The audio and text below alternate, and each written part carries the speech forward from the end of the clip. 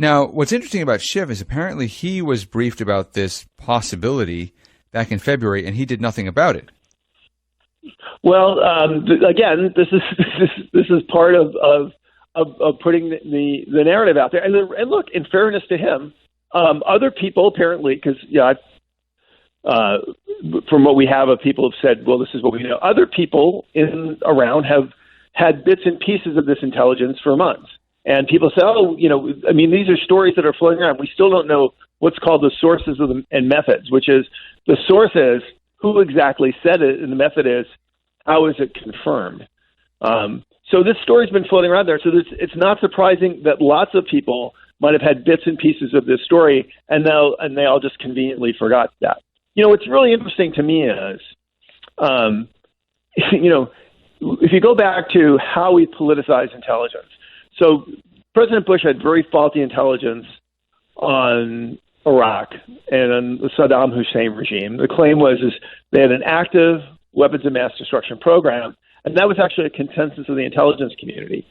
Now, the reason why it was a consensus of the intelligence community is it came from one source, which nobody disputed, and they all just said, okay, we agree. So it wasn't a number of different agencies independently verifying this. It was a number of different agencies saying, okay, that's the intelligence you got. We agree with that. And it turned out that one source was completely faulty. That was wrong. Obama had very, very clear intelligence that after the liberation of Libya from Gaddafi, that the place was falling apart and that the security situation was becoming completely untenable and our people's lives were in danger, and he had nothing. And, and so here we have a case, we went after Trump, we went after Bush because he accepted confirmed intelligence. Obama ignored confirmed intelligence. He got a pass. Trump has refused to act on intelligence that's not confirmed, and he gets attacked. So when you look at that trend line, it's very, very difficult to say, well, what's really driving the way we come at these intelligence issues? Is it about a real critique of how presidents use intelligence? Or is it, well, we critique the presidents that we don't like, and we find excuses for the one that we do?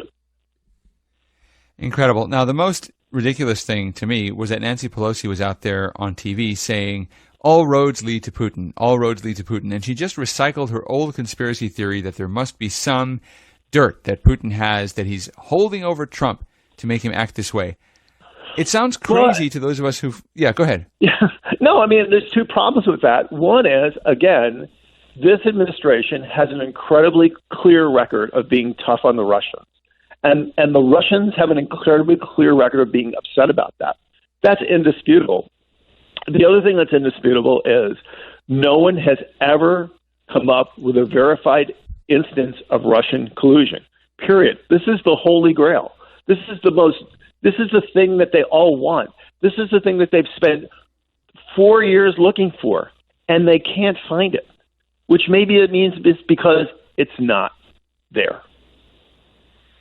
Right, and yet they keep repeating it. The thing is, though, it seems to work. There was a recent poll, I think it was a Harvard-Harris poll, that showed that a majority of Americans believe that the Steele dossier, which was supposedly the real smoking gun in Russian collusion, was true, even though the FBI has said many times since that it's not true and it's been exposed as a fake, paid for by the DNC and so forth.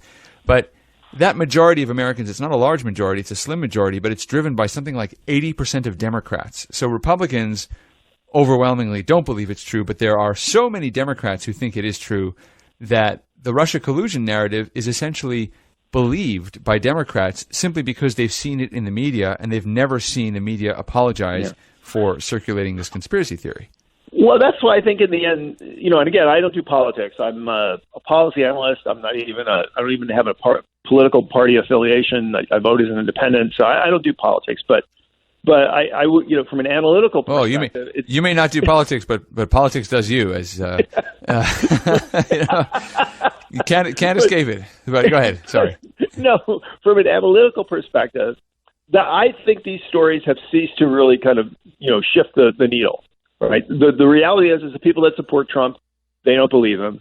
The people that hate Trump, they do believe him, and neither one of them are going to move their camp.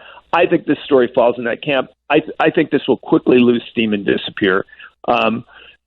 just like the other ones were. And I must say, I think for the vast majority of people in the middle who don't follow policy every day, and you just want to be objective about this, look out there and say, okay, what has this president done, which is actually let the Russians hurt us? And you can't find anything. I'll give you a perfectly good example. This administration, including the president, has opposed Nord Stream 2. This is a Russian gas pipeline project that would run through the Baltic Sea into Europe, bypassing Ukraine. Essentially, it would undercut all other different energy options and make Europeans much, much more dependent on Russian energy.